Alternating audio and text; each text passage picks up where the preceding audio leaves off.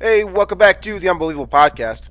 I'm BJ Reidell, back here with my guy, Drew Mahowald, and today we're going to be recapping / talking about / discussing the events of the Super Bowl yesterday, including the halftime show, because I have some thoughts on that, which should be fun. And then we'll finish up our season 1 of the Unbelievable Podcast with a defensive review.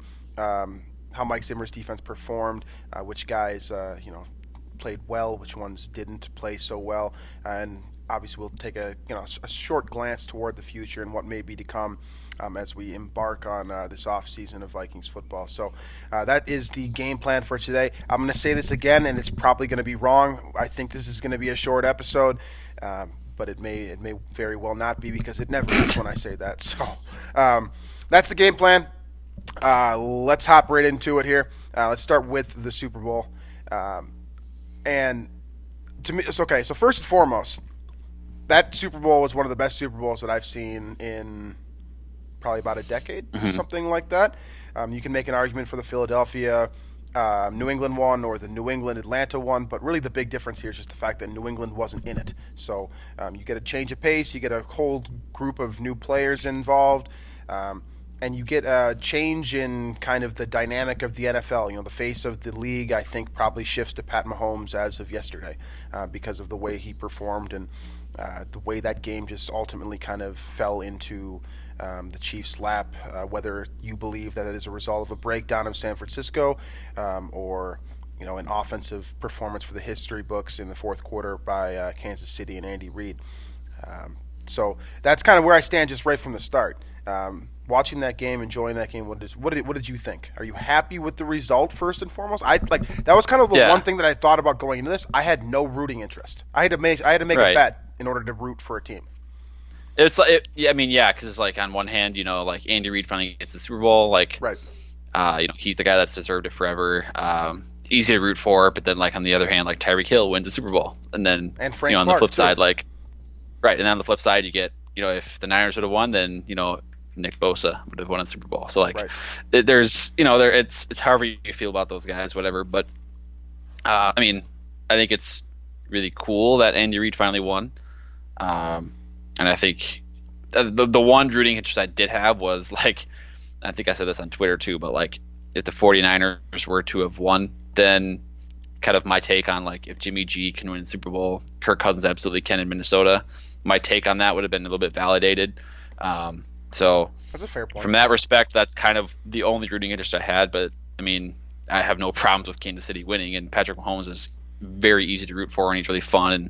And so yeah, I got no problems with it. And it was, it's pretty nuts. He was 5-0 this year when trailing by double digits, playoffs and regular season, which is just bananas. That's literally where he hits prime form. One of the guys I was watching the game with. He mentioned that in the towards the end of the third quarter, I bet on the Chiefs, so I was kind of I was not thrilled about the way the game was looking heading into the fourth quarter, and the guy that I was sitting there with, he was like, they're just handing the ball to prime Mahomes, this is what he does best, just air the ball out. They're taking away you want them to stop. If you're the Chiefs, you want to stop running the football. You want to throw more. The 49ers literally played right into their hands, and of course the Chiefs got the stops. The Chiefs defense got the stops at the right time.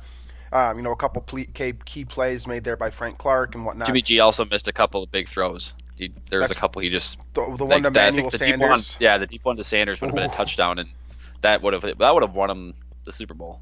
By the way, I think Kirk Cousins makes that throw. Just for the record, as a Vikings connection, I think because I've seen Cousins hit that throw over the top to Diggs. The Thielen throw was pretty similar. The Thielen throw was pretty similar. And Sanders had 3 steps. I think was it Tyrann Mathieu or was it the? I don't remember who it was. It doesn't matter, but whoever it was, he had 3 steps on him easily. He was walking into the end zone if he catches that ball. But unfortunately, Jimmy G airmailed it by 5 yards, and I think a lot of us that have been, it's been you a lot, honestly. A lot of us that have been talking about how Jimmy G is, a solid quarterback, but not great. It reinforced the narrative that that's exactly what he is. He got him there, but he's not Well, there's a reason, too. I don't know if you saw over the past couple weeks, during the build-up to the Super Bowl, there was just someone brought back the rumors, I guess whatever you want to call them, of that Kyle Shanahan initially wanted Kirk in San Francisco with him. That was his choice. That was his guy to bring over, and then then Jimmy G became available, and the Niners ended up trading for Jimmy G instead. But it sounded like that was kind of Shanahan's goal, or that was his game plan in San Francisco, was to convince the front office to bring in Kirk Cousins as a long-term guy. So kind of the interesting parallel there, that comparison has been made, at least by Vikings fans, kind of the whole season, as the Niners have been so good, winning all these games. Vikings have kind of been on the brink, and really their games are kind of similar in a way. I think, in my opinion, Kirk has more arm talent, but I guess obviously, as we know, so much context goes into evaluating how good a quarterback is playing. And so, but yeah, it was one of those, like, that was my thought going in, is I don't think Jimmy G's that good, but if he can win this Super Bowl game, then, well, the Vikings can with Kirk, and it's just about getting the team around him. That's what the 49ers were. They were that complete team, in quotes. Like, they had great players on offense, great players on defense. They were the complete team, whereas Kansas City was kind of, the perception, they were just this offensive powerhouse. And for 3 quarters, it seemed like the complete team model was the model to win a Super Bowl. But then, of course, Patrick Mahomes did Patrick Mahomes things. Right, absolutely. So I want to go back to what you said about the dynamic of trying to find which team you want to win, looking at this game as an objective fan. So I assume 98% of the people who listen to this show were watching this game as Vikings fans. And maybe some of you who are older fans have something against the Chiefs because of the way that things have unfolded in a long time ago. But generally speaking, there's neither of these teams were unlikable at face value. Like, the 49ers are a really well-run organization. John Lynch and Kyle Shanahan are very good people that have sparkling reputations. John Lynch has the Hall of Fame caliber career. Kyle Shanahan grew up with Mike Shanahan as his father. There's no nepotism there. He's actually great at what he does. 2 beautiful stories there, and getting to the Super Bowl, going from 3-13 to where they are. Then on the flip side, you got Andy Reid, that was kind of the game breaker for me, was Andy Reid, because you remember all the times that he lost in the NFC Championship with Donovan McNabb, and then ultimately lost in the Super Bowl because Donovan McNabb was hungover and Terrell Owens was broken in half, basically. And ultimately, that dynasty kind of ends with a couple of guys being not very team first players, I suppose, to put it kindly. And you look back at this, and then you see Doug Peterson win, and you're just like, Jesus Christ, can we give Andy Reid a Super Bowl? He's the winningest coach in NFL history without a Super Bowl ring. This guy deserves it more than anyone. And that there's going to be some dickhead voter out there that's not going to put him in the Hall of Fame unless he wins a Super Bowl. Like, can we please get this guy his Super Bowl so that he can be inducted into the Hall of Fame as he rightfully deserves? One of the greatest innovators of our time. One of the best coaching tree, maybe the best coaching tree. Yeah. Based off of the performance of his, the guys that have, moved on. Doug Peterson, Matt Nagy. I know this year wasn't great for him, but in general, Matt Nagy's a pretty damn good coach. Eric Bieniemy will eventually be a great head coach too, I'm sure. I mean, you look at just all the things that he's done. So finally get this, that's just, that was the difference maker for me, but. And I'm sure you get this too, but every time around Super Bowl time, you get the texts from your friends who don't care about football, who are just trying to find, because they're going to watch the Super Bowl. Everyone's going to watch the Super Bowl, but they don't have any idea what's going on. They don't particularly care about the result, but they want to be involved. They want to find a way to have a relationship with this game. And you start getting the text saying who do I root for? Who do I do this? Whatever. And so I was talking to one of my coworkers that does not care about football in the least, but was watching the game with their parents, and she was like, who do I root for? And I'm sitting there, and I'm breaking it down from the perspective that, you look at this game from the rosters of these teams, and there's, you mentioned Tyreek Hill, obviously, so that's the first one right there where you're like, okay, Tyreek Hill sucks. He's one of the worst people on the planet. He shouldn't even be in the NFL. But, so he's on this team. But then you got Nick Bosa, who is, as outspoken as they come. I mean, I don't really buy that he's a true racist, but he has said some very interesting things in the past. And I'm not going to get into politics, but his stance on Trump and all that stuff, which is for 50% of the population rubs them the wrong way, obviously. And then you've got Frank Clark, who has the domestic abuse allegations, and he gets traded there from Seattle. And I mean, there's all of the there's this power dynamic trying to determine, okay, which team do I want to choose from There's these great guys on one side and there's great guys on the other side, and then there's like the pitfall of like just terrible, terrible human beings at the bottom. And it's like, it's the better of two evils, or are you looking at this with your glass half full and thinking, all right, we're picking, the opportunity to get, Travis Kelce deserves a ring. I don't particularly like Travis Kelce, but does he deserve a ring? Absolutely. He gets to match his brother ring for ring now, and they get to have that little fun, that I like seeing that kind of storyline. It would have been cool to see Jimmy G get a ring, getting out of Tom Brady's shadow. Obviously Pat Mahomes is as deserving as any human on the entire planet of, this type of, ending to a season, especially the season that he had. We forget about the fact that he almost missed the remainder of the season with that knee dislocation, just because of the way he performed down the stretch. I mean, this was just a really interesting game with so many crazy storylines, and ultimately, I feel like the team that deserved it more, that had more deserving people, they got the W. Yeah, I mean that, and I think they just going into this game, I don't know, I felt just that the offensive powerhouse team, the way the NFL is built now and how creative and head coaches are, specifically Andy Reid and Eric Bieniemy now is also going to be thrown in there, right, with Kansas City. But how creative teams are offensively and just how talented quarterbacks are now, that just seems to be the advantage over building one of those quote-unquote complete teams that San Francisco had. So I kind of thought Kansas City would win. They're more deserving. Andy Reid, long time coming. So I think it's good Kansas City won. But San Francisco, I think they're going to be, a tough contender for a while here as well. So, but I kind of wanted to get in now to this halftime show thing, because apparently you've got some spicy take or something. Well, I have some thoughts. Okay, so I watched the halftime show like everyone else, and let me break this down for you. My initial kind of perception looking in here, as a fan of music, I don't particularly care for Shakira or Jennifer Lopez. Their music is just not my style. I mean, Hips Don't Lie absolutely bangs, but like, let's be real here. Like, that's the only song that I would listen to from Shakira. But this performance is so polarizing, right? Have you guys? I assume you have, because I know that you like Twitter as much as I do, and just cycling through, quake takes, whatever they call it on PMT, and I really enjoyed that stuff. And so, obviously, the talk of the town is the sexualization of Shakira and Jennifer Lopez, to put it kindly, right? I'm picking my words carefully here. And there was a lot of hilarious reactions from random adults that you would not expect to have that type of reaction, right? You look at Michael Wilbon, Jeb Bush. Wilbon, yeah. Jeb Bush obviously was pretty hilarious. Giannis Antetokounmpo's reaction on Twitter was hilarious.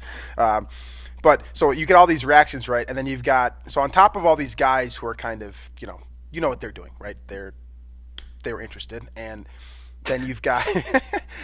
And then you've got the Karens, right? And I'm sure a lot of you guys have really enjoyed the Karens on Twitter, who have been talking about how that the performance was not for kids' eyes, how it's degrading to women because they're wearing skimpy clothing. And then I saw one about a stripper pole, when that was not a stripper pole, that was just a regular type of pole. Just like all the outrageous takes and stuff, right? Okay, so. That's what happened at the halftime show. That's what, if for those of you who are not on Twitter or who have not been paying attention to, all these hilarious takes and whatever, that's what's going on. That's the kind of the dynamic that we're seeing coming out of this halftime show. You've got people saying it's the best ever. You got people saying it's the best ever because of how hot Shakira and Jennifer Lopez are. You've got some more, more, I guess, intelligent takes, or more the little better etiquette, I suppose, that are talking about the cool performance by Jennifer Lopez's daughter and how great she was on the biggest stage on the planet. All of that stuff is going on. Now, here's my thoughts. Okay, so obviously Shakira is a smoke show, and obviously Jennifer Lopez is hot. Like, we're not getting past that. I'm not going to deny any of that kind of stuff. What I want to get into is the fact that Adam Levine last year from Maroon 5 was doing the exact same thing at last year's halftime show, okay? You guys remember this? Adam Levine from Maroon 5 did the halftime show last year. He took off his shirt. He's an incredibly handsome human being. I don't like his tattoos, but that's beside the point. He's women were objectifying him last year, right? That's fair to say? Yeah? Yeah. Okay. So last year, there were no Karens. There were guys saying, damn, I wish I looked like Adam Levine, or this guy is unreal, or I hate Maroon 5 and you just hate him because you're jealous. There's all of that. There was that dynamic. But there was no one in the world looking at Adam Levine and saying, don't take your shirt off. This is for avert your eyes, children. Like, this is not for you. There's a PG showing in the minds of everyone last year. Just a guy with his shirt off. And now this year, you got the same thing, except for it's women on stage, and it's the women that are mad about it. Okay? So last year, these Karens, and I hope you guys understand what I'm saying with Karen, right? You know, the idea of a woman who, you know, has to talk to the manager anytime something remotely uncomfortable, wrong, whatever. They have to talk to the manager. They've always got the short haircut. You know, they look a specific way, right? All of those women last year were oddling Adam Levine and talking about his six pack, or, you know, his muscles, or just, you know, the fact that he is a handsome man in general. And now there's those same women, and this pisses me off. This pisses me off. I was thinking about this on my flight home today. This literally pisses me off because it's like, you guys you are such hypocrites because you're mad about these women who are outrageously beautiful. Like 50 years old for J-Lo and you still look like that. What is wrong? What kind of DNA do you have? Like, what the hell happened? And then last year, you're just talking about, you know, how great Adam Levine is, how good looking he is, and you have the audacity to come at these women who, you know, they literally embodied what Miami is. And I'm sorry, if you don't like Miami, that's cool. I'm not a huge fan of Florida in general. But, like, that's, like, what Miami is. It's a lot of Hispanic culture and that type of, you know, upbeat music, which, again, I don't particularly care for. But ultimately, I thought this was one of the best halftime shows that you're going to see outside of Prince.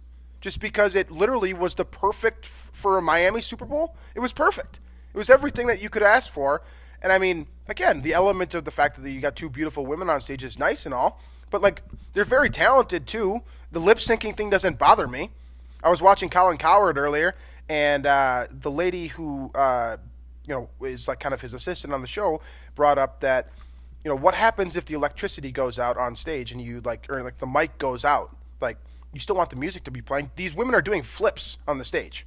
Like, how are they going to sing these songs? Yeah. At the same time, so the lip syncing thing doesn't even bother me.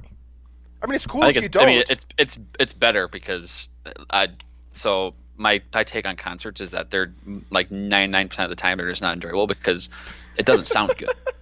It doesn't sound good. I mean, am I wrong there though? No, you're not. But it does not shock me at all that you would not like concerts. Well, especially when, I mean, like you said, they were dancing like a ton, and like, I mean, any normal human being would be completely out of breath. Like, there's no way you can sing well. Right.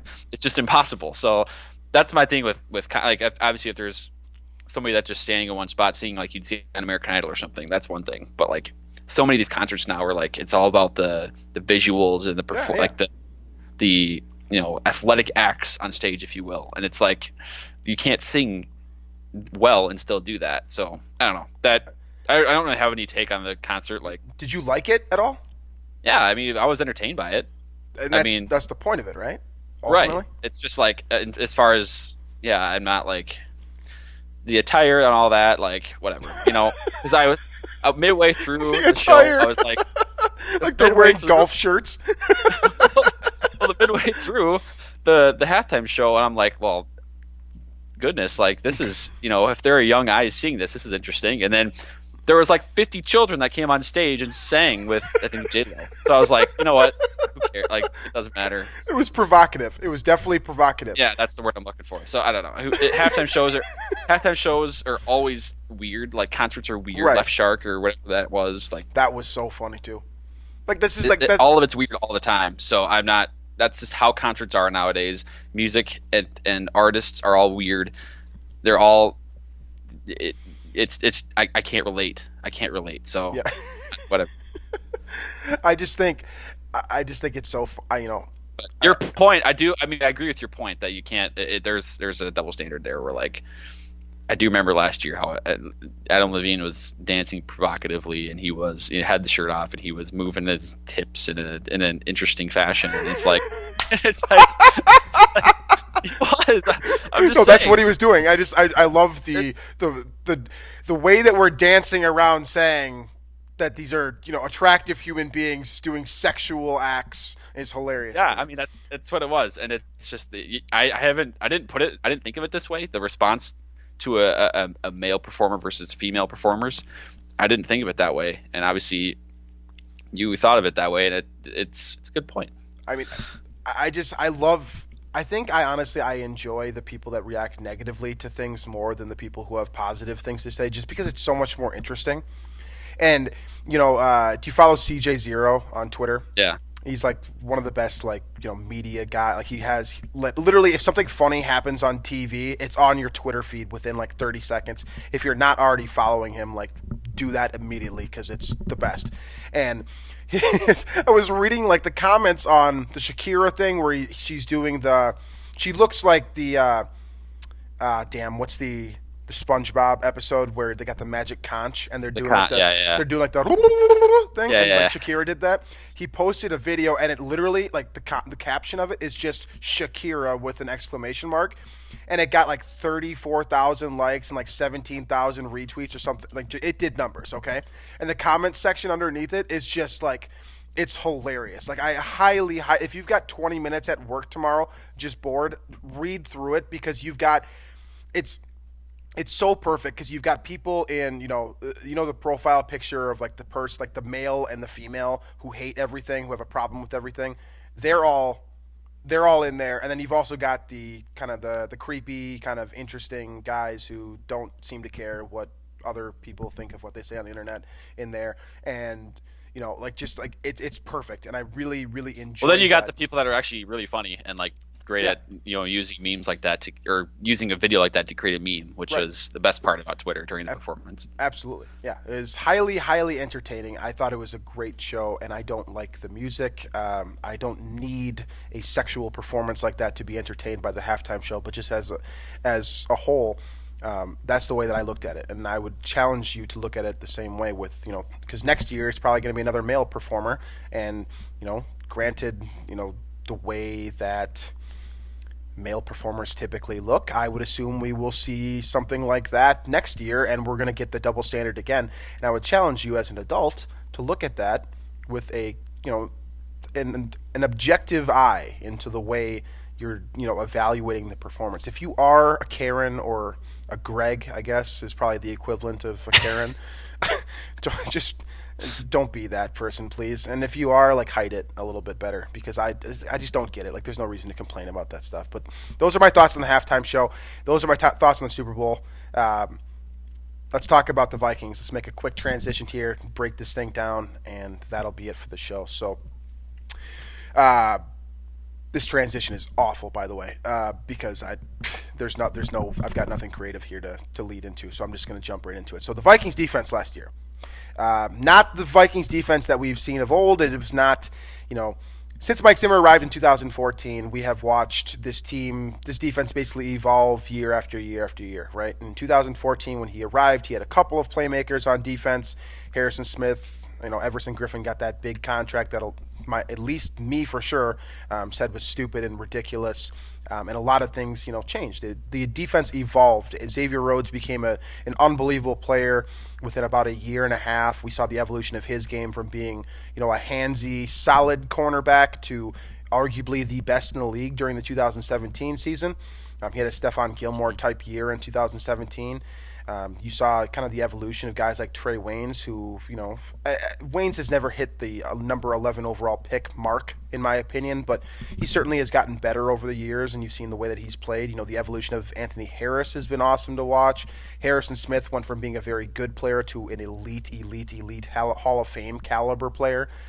Danielle Hunter's, development has been incredible. Brian Robinson became a very, very serviceable, if not, outside Pro Bowl caliber player under Mike Zimmer. The linebackers, the way that Anthony Barr has played since he's arrived, Eric Kendricks' development.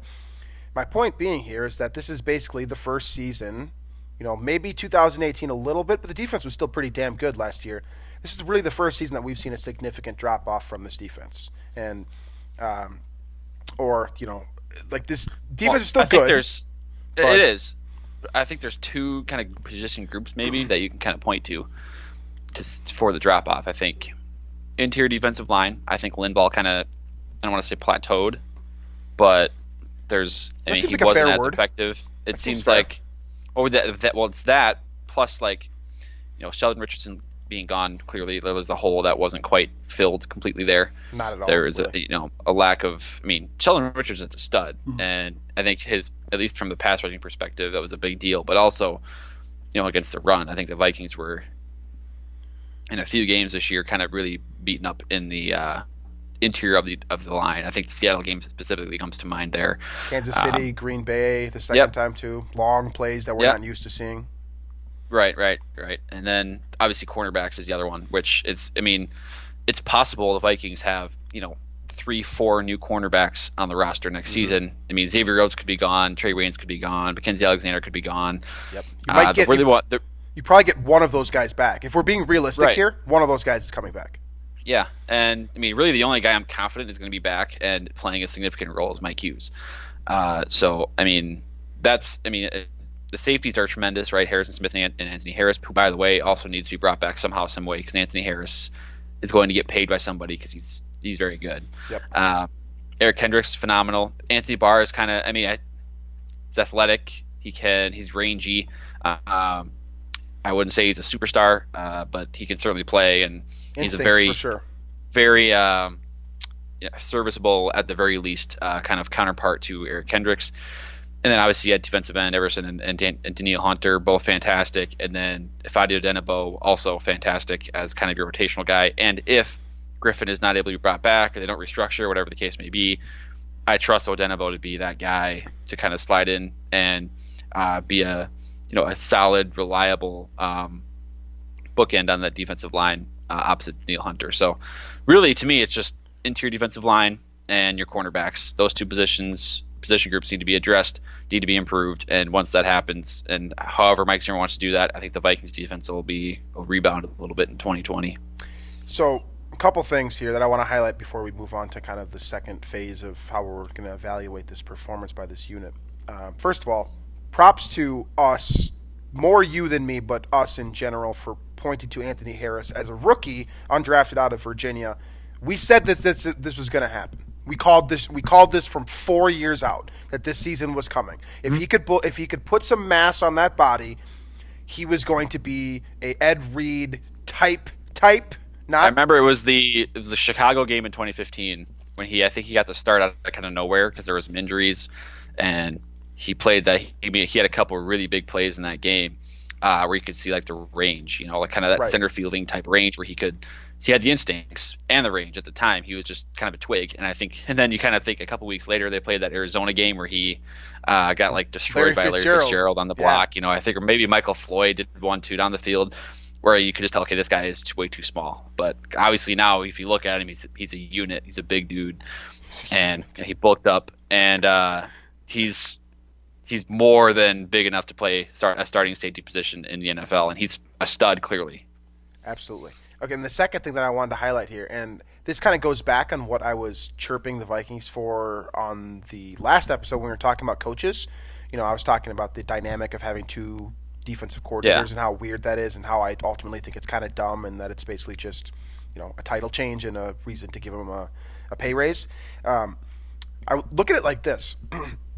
I just thought of this honestly right now. The three guys that are going to be heading this defense now, right? Andre Patterson, Adam Zimmer, Mike Zimmer. They're three specialties and the roles that they are retaining, by the way. Andre Patterson, defensive line. We know his history. I talk about it all the time and probably too much. Adam Zimmer, he's been very, very good with the development of Barr. Well, more Kendricks than Barr, but Barr is still very good. Maybe a little bit overpaid, but still very good. And Eric Wilson you can point to as well. And you've gotten very good snaps from Ben Gideon relative to where he was drafted to. So he's done a nice job with the linebackers. And obviously Mike Zimmer is the defensive back guy. He's a cornerback whisperer. We've been talking about this since he's arrived. I remember when he was hired, everyone was talking about what the impact he could have on Xavier Rhodes, and then immediately he drafts Trey Waynes too, and the cornerback fever that he's had in the draft. Whether it's Mackenzie Alexander in the second round, Mike Hughes again in the first round, all that. So I think it's funny that the guy who's slipping right now in that room is Mike Zimmer, because it's the defensive backs group that is the biggest problem right now after looking at this season. Because now you've got these three guys. You got three guys that are going to be in the defensive room that are going to be heading the the group meetings and watching film and whatnot. You got Patterson to break down D-line, Adam Zimmer to break down linebackers, and Mike Zimmer to bring down defensive backs. How does Mike Zimmer sit there and tell Andre Patterson what to do when his guys aren't doing his job? Well, I mean, it's part of that. I mean, we can't just put that all on Zimmer, and maybe it's we might though. Maybe it's Gray, right? Right. I mean, plus as now I don't know what the responsibilities are of head coach, or defensive coordinator, or whatever it may be in the NFL, but it's the scheme that they put together and the game planning and all of that, I'm sure is way more of his responsibility than player development. I'm sure he installs. My initial thought is he installs certain traits or certain skill sets that he wants his players to have, and then kind of the position coaches make sure that's installed and the players get that. But I mean, you're right in that it's clearly the cornerbacks with the guys that they have, either something didn't click last year, or maybe Xavier Rhodes is just, I don't want to say over the hill, but maybe that's it. Maybe there's a wall in terms of age that he hit where he can't do. I don't know. Well, there's something there, and I don't think there's going to be a power dynamic or power struggle or anything like that. Mike Zimmer is clearly still a top 5, if not better, defensive coach in football. Absolutely. Let's parlay that right off of what you're talking about and go right into the defensive back group. Talk about them a little bit more here in depth. So this group, for the most part, there are other names in this list, but the guys that I want to talk about specifically, you got Xavier Rhodes, Trey Waynes, Mackenzie Alexander, Mike Hughes. And then I guess we could talk a little bit about Holton Hill as well. Those are your main primary 5 cornerbacks. Then you've got the 2 safeties, Harrison Smith and Anthony Harris, Andrew Sendejo, who comes back to the Vikings and did his thing a little bit. And then you got Jaron Kearse, who is as unhappy of a player as I've ever seen. He's been pretty vocal about the fact that he seems to want out, and I to some degree I understand it, because when he was on the field this year, which wasn't a lot of snaps, but when he was on the field, he was making plays. He he basically won the game with those last few plays against the Broncos. Shut down Noah Fant a couple times in the red zone. I think he played 2 snaps in the Cowboys game, and one of them was breaking up the Hail Mary to win the game. He was a stud in the preseason, so it seemed like he hasn't really gotten his fair shot to be sort of that third safety rotational guy or nickel cornerback that he could be. So I understand that, and I get that they wanted to bring in Sendejo, a guy that they trust, with the secondary kind of having issues, but it seems like Kearse should have been getting a little bit more of a shot than he did. Yeah, I echo all of your thoughts on that. Kearse was excellent this year when given the opportunity, and he will not be back in Minnesota, which opens up yet another hole in this defensive back group. Then there's Andrew Sendejo, and I don't know. Honestly, this was the best I've seen him play in a Vikings uniform, and the first reason for that is that he wasn't as reckless in general. He didn't kill anyone this time around. No one got knocked out on his watch. He was an effective tackler, and honestly, he did knock somebody out for Philly though this year. Right. Yeah. A few times probably. But yeah, that was he did. Which do that. If he's gonna do it for Philly, that's fine with me. Yeah, absolutely. But he might be coming back, and theoretically speaking, he might be a good fit, especially given the holes that might instantly appear in a couple Apparently weeks. He can kind of play slot cornerback. So he was not bad against the Saints. He was not bad. Right, it wasn't bad, which I thought it would be. Oh yeah, I thought it would be too. So, yeah, sure, bring him back if he's okay playing kind of. Now, obviously, I'd much rather the Vikings find a way to pay Anthony Harris and have Sendejo be sort of your backup safety that could play both those roles, plus slide into slot corner if absolutely last case scenario needed. But but at the very least, you like him as a veteran guy who knows where to be, when to be in the Mike Zimmer defense. Now, Jaron Kearse's talent, we don't know what happens behind closed doors, but that he seems like a pretty big loss that, could, if given the right opportunity, could be a pretty solid piece for some other defense down the road. It seems like one of those where New England picks him up and he becomes really good, but who knows? He does seem like a perfect New England player just because of the way Belichick likes to employ guys, where he just picks their best traits and puts them in that spot and that spot alone. All right, so we both agree here that the backups performed admirably at the safety position. The starters, of course, elite year. Like, is it fair? Number 1 and number 2 in PFF. Okay, yeah. So there's that first and foremost. Is it fair to say that this is the best safety combination the Vikings have had since ever? Since Paul Krause, it has maybe? To be, right? I might sound really stupid asking this question, but were Joey Browner and Paul Krause ever on the team together? I think Browner was after Krause, right? But Browner was a corner. So was he? Yeah. He played a little safety too, but he was basically he was more of a defensive back just in general. A little bit, obviously, the game's changed so much since then. Yeah, okay. Well, that would be the only thing in my mind that would come close. I know, and if you're talking interception numbers, I think that 2003 season with like Corey Chavis and Brian Russell, they had like 8 or 9 interceptions each. But obviously, there's way more that goes into the safety position. There's the Darren Sharper year. I mean, obviously, we don't talk about Darren Sharper, but there's the Darren Sharper year where it was him and I can't even remember. Honestly, dude, it's been so long. They had there was Medea Williams. That's who it was. That's who I'm thinking. It was Williams. Williams was the main guy. So, anyways, the point being here, best safety performance probably in the last 10 years at the very least, if not in an even longer time than that, maybe 25 years, something like that. Hard to argue with that. Harrison Smith comes into the box, does his thing. Anthony Harris is the perfect complement. The Vikings have been looking for that type of guy, and this just reinforces your earlier claim that he needs to come back because he's the perfect complement to Smith, especially with Harrison getting a little bit up there in age. He's just turned 31 years old. He's not going to be able to cover guys the way that's always kind of been his weakness, the man coverage skills. Zone coverage, instincts are able to take over a little bit. But as his athleticism begins to decrease and he becomes, more of a human, I suppose, being in the box is where Harrison Smith is going to finish his career, I would assume. Unless he's playing off straight instincts in zone. So Harris needs to come back. He had one of the best pure free safety performances that I have seen in a very long time.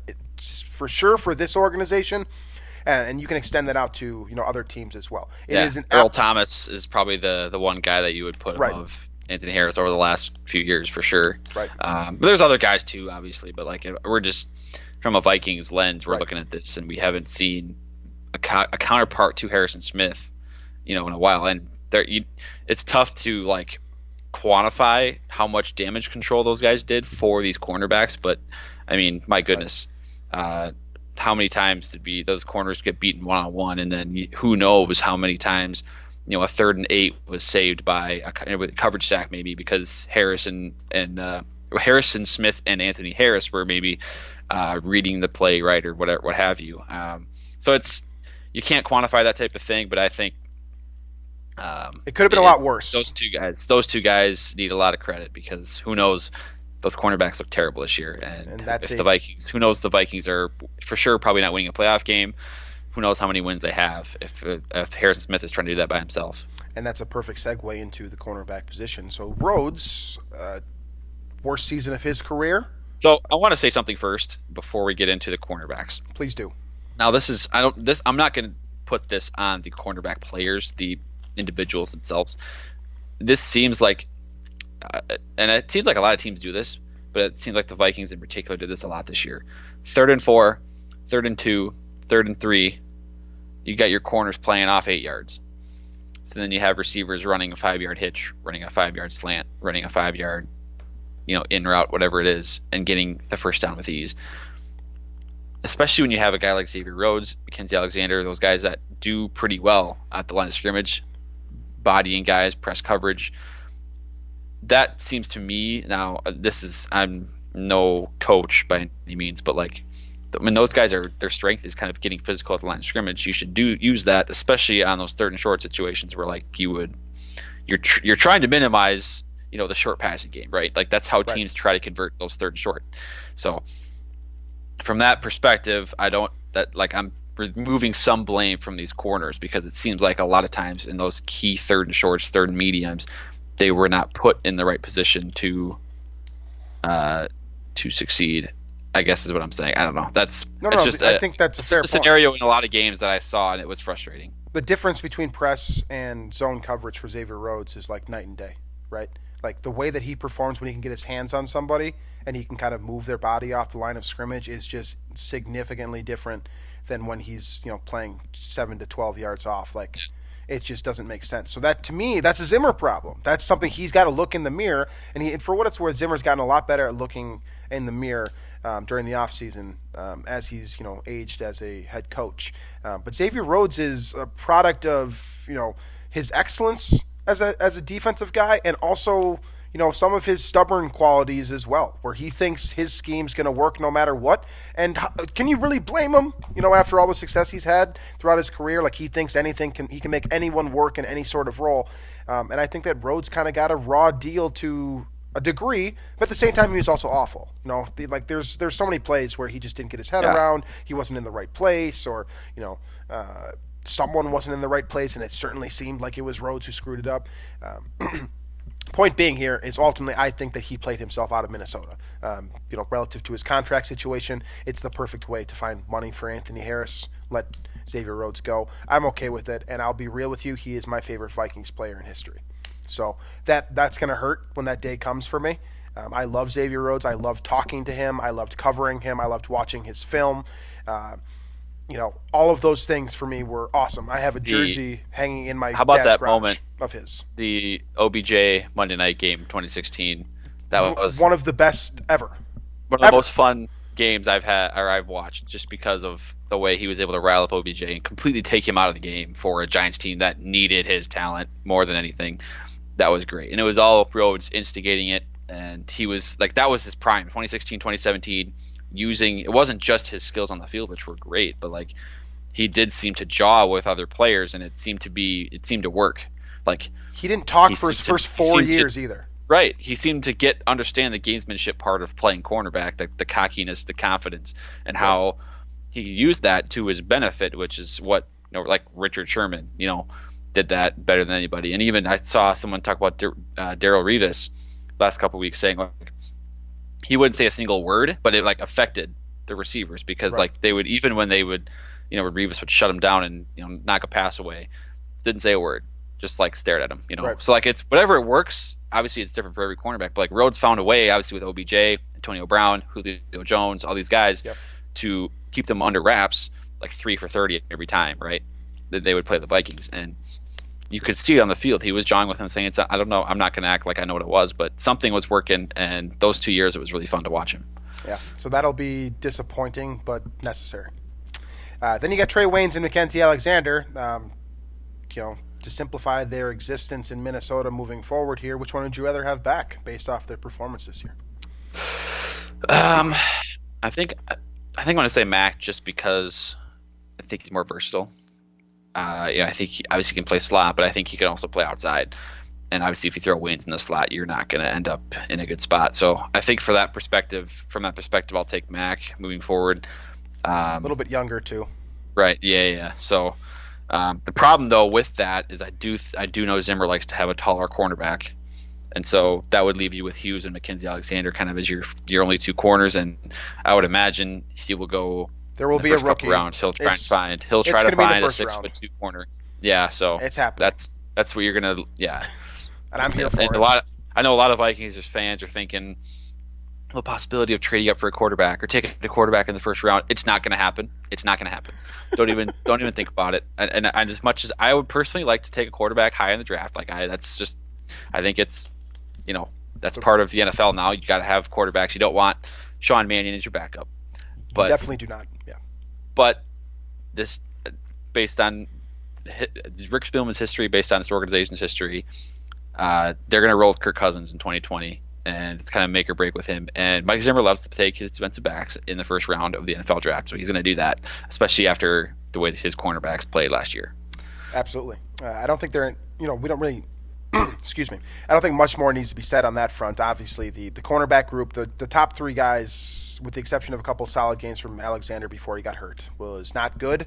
And we're probably looking at Mike Hughes, Holton Hill, and that's a big guy. Holton Hill's got size, right? If he can stay on the field. That's true. So Holton Hill, Mike Hughes, and then my guess is Mackenzie Alexander gets an extension. Nickel corners contracts are also significantly smaller than outside corners, generally speaking. And then probably Chris Boyd, who had a solid rookie season when called upon, and then a rookie. That's probably what we're looking at based off of the performance of this group this year. Now, defensive line I think is pretty straightforward. I don't think we need to dive too in depth with the performance of this unit this year. Danielle Hunter has solidified himself as arguably the best 4-3 defensive end in football. He's a pressure machine. He gets home more than ever in his entire career, and he's really only getting better. I don't think anything else needs to be said on that front. Everson Griffin on the flip side, comeback year, outstanding. Great to see him back to being who he is, getting the mental side of his game straight, and really his personal life as well, which is awesome to see. Odenigbo, as you mentioned, I think he's a little bit more fun and a little bit more interesting to talk about because he's such a fun story, such a fun human being in general. It's nice to see him coming on here. You kind of got a bit of a decision here is who's going to be your number 3. Is it going to be Stephen Weatherly or is it going to be Odenigbo? And I think based off what we've seen this year, not that Weatherly was bad or anything. I just think Odenigbo has exceeded expectations. He's a playmaker. He is. Yeah, so I like him a lot, and that's the thing. What I was saying, Everson, for as good as he was this year, I know it's a financial thing. This team is in cap hell right now. Yeah. And that might just be a business decision that has to be made with Everson Griffin, either restructure or just let loose. And with that said, I think Odenigbo can fill that void without much of a gap in terms of performance. So that might be one that I make, just because it seemed like when he was in the game, he was, he had an effect on the quarterback, right, which is what you want out of your third kind of rotational defensive end.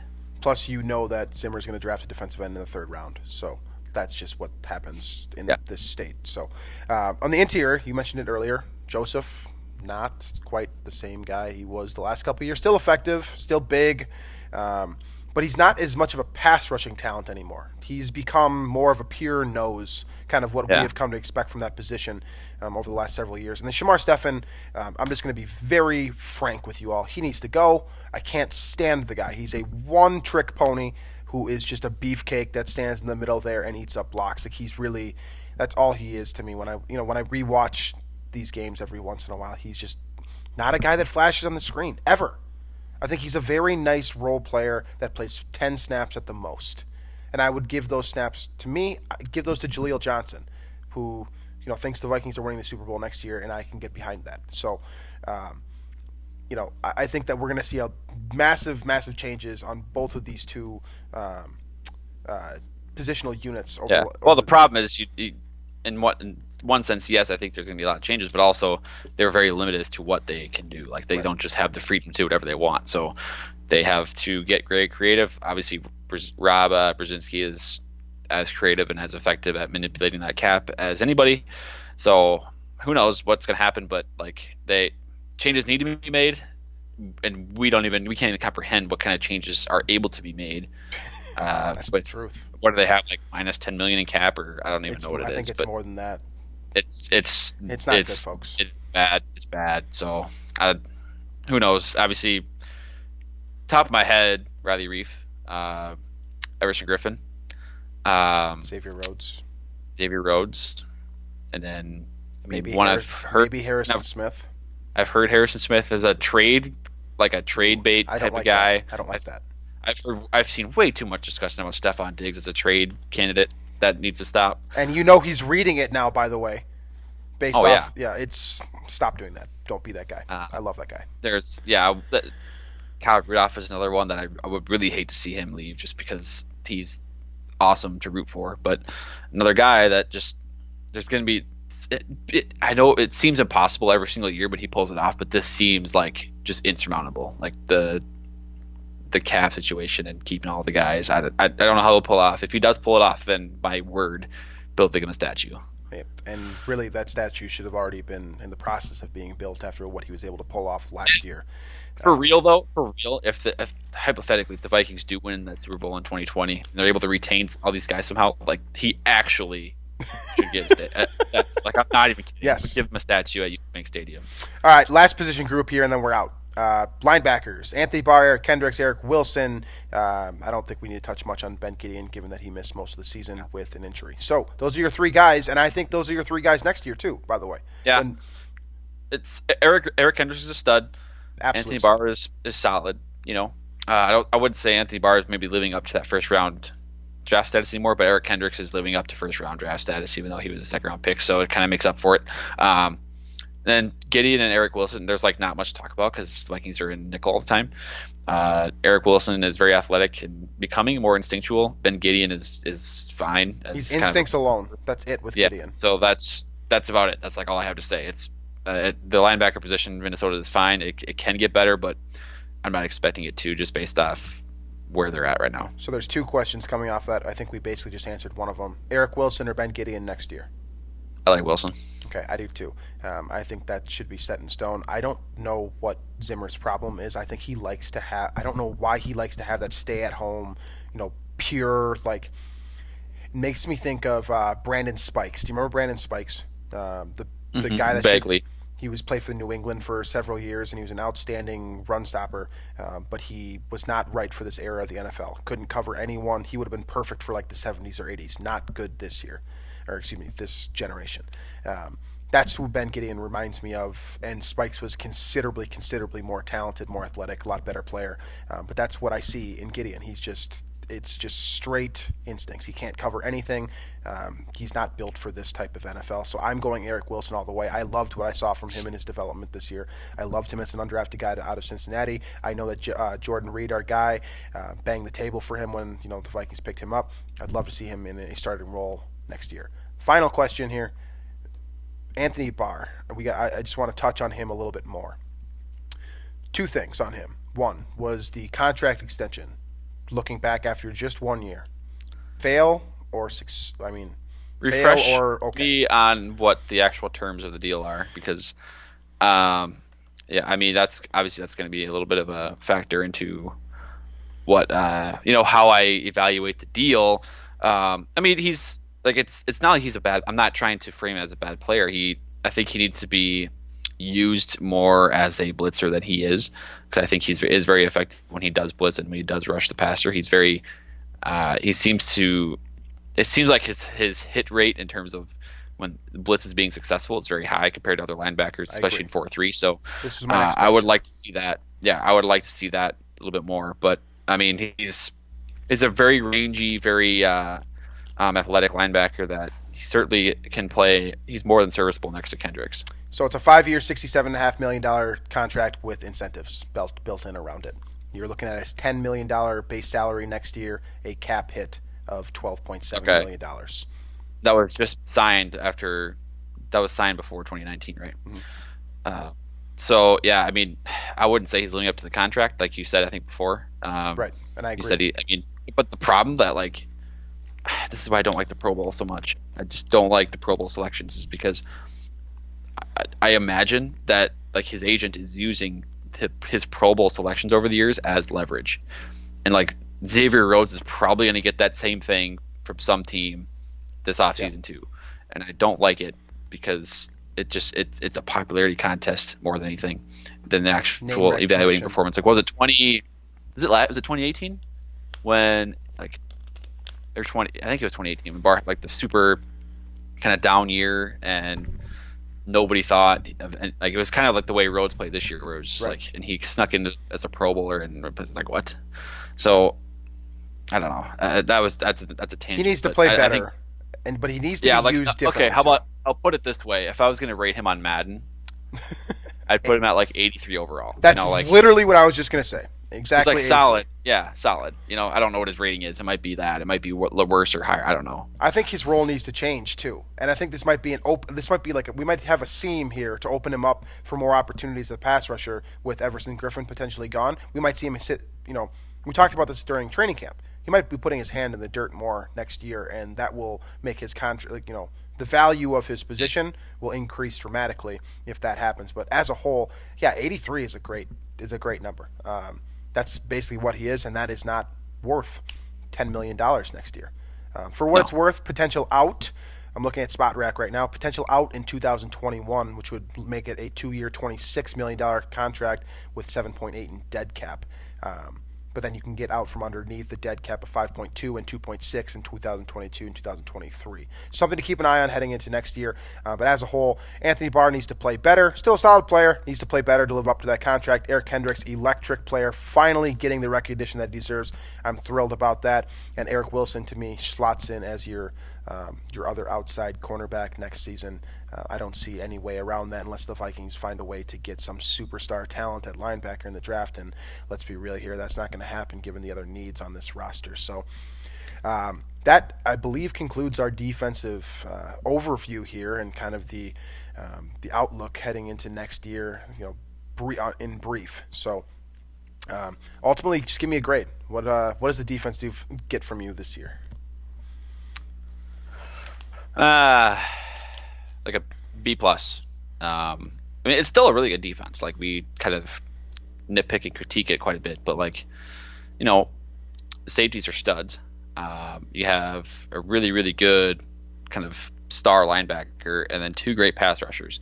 So, yeah, I mean, this is, I think, still a top 5 to 10 defense in the NFL. So, I'll go B plus, and I think if they can get more reliable play from cornerback and interior defensive line, they'll move up and kind of regain that 2017 form. I'm going to go B minus just because the cornerback performance this year was so dreadful that it kills everything else. Because think about how much better the defensive line could have performed, from a statistical standpoint if the coverage was better on the outside. It killed the entire defense this year. It drained them in terms of, allowing first downs to extend drives. The cornerback group, they need to find a way.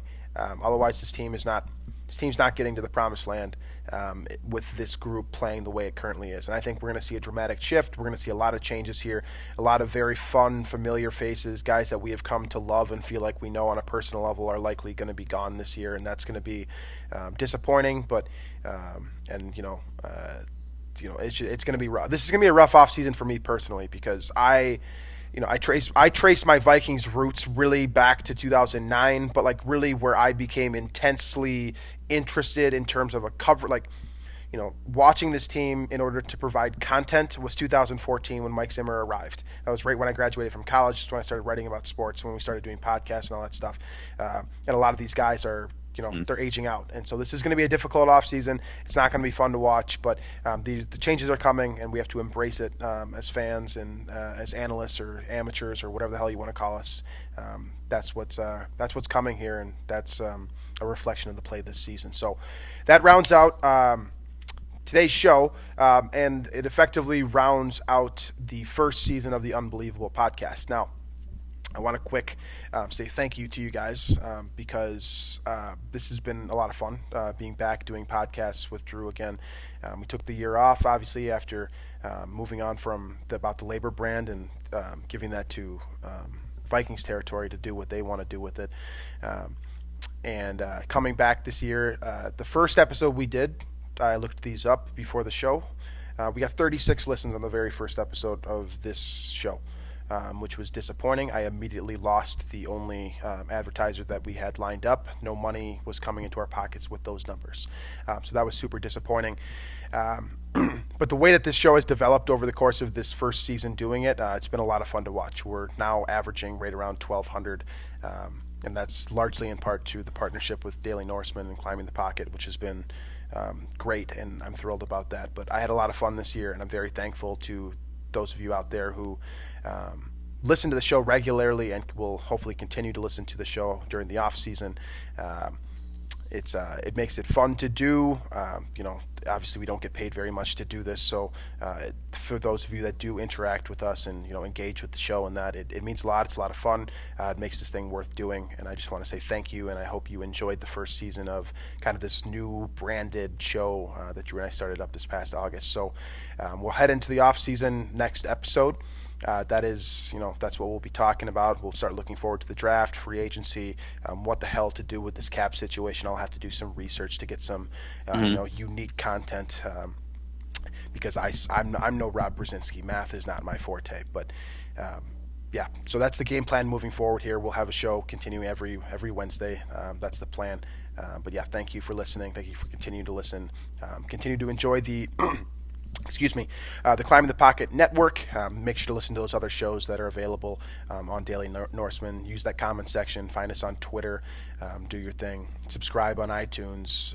Tell your friends. Tell your dad. We enjoy doing this content, and we plan to continue doing this for the foreseeable future. So thank you for making this first season fun for us. Thank you for listening to today's episode, and we will be back next week with some fresh off-season content. With the 2020 season officially over and the 100-year campaign finally over, so we are done seeing advertisements for all that crap. So thank you, and we'll catch you guys next week.